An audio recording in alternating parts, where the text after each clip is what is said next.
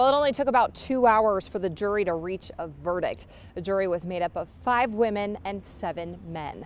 Ultimately, it came down to whose testimony the jury believed, and ultimately they believed the victim when she said she did not consent and was unconscious when Gordon Ennis sexually assaulted her at a house party in 2015. Take a listen.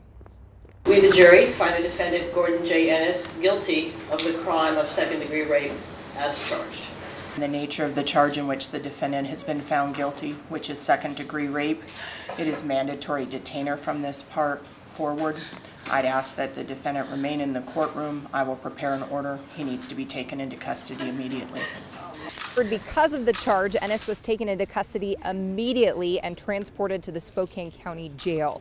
In closing arguments this morning, the jury was asked to look at the facts of the case and evaluate the credibility of witnesses who testified, including the victim and Ennis. The prosecution said Ennis's version of what happened that night went against testimony from other witnesses who said the victim was highly intoxicated. Instead, the state said in Ennis's version, the victim was a fully aware woman who was the sexual aggressor. The state also pointed to how hard this crime was for her to report and the implications it's had on a job she's dreamed of doing her whole life. She also talked to you about why she feared coming forward, why she feared naming the defendant.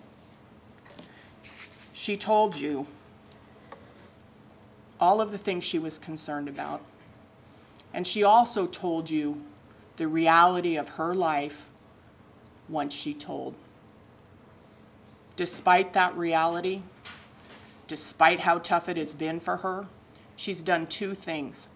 She's refused to give up on a job she loves, and she has abided by the truth in this courtroom under oath in front of each of you and everyone else here.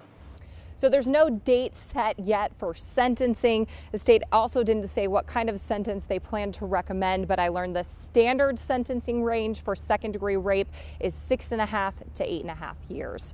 Reporting live tonight, I'm Lindsay Nadrich, KREM News. Lindsay, thank you. Spokane Police Chief Craig Meidel released a statement following the jury's verdict. He says in part, this has been a difficult time for everyone, those directly involved, their families and friends, our community, and our department.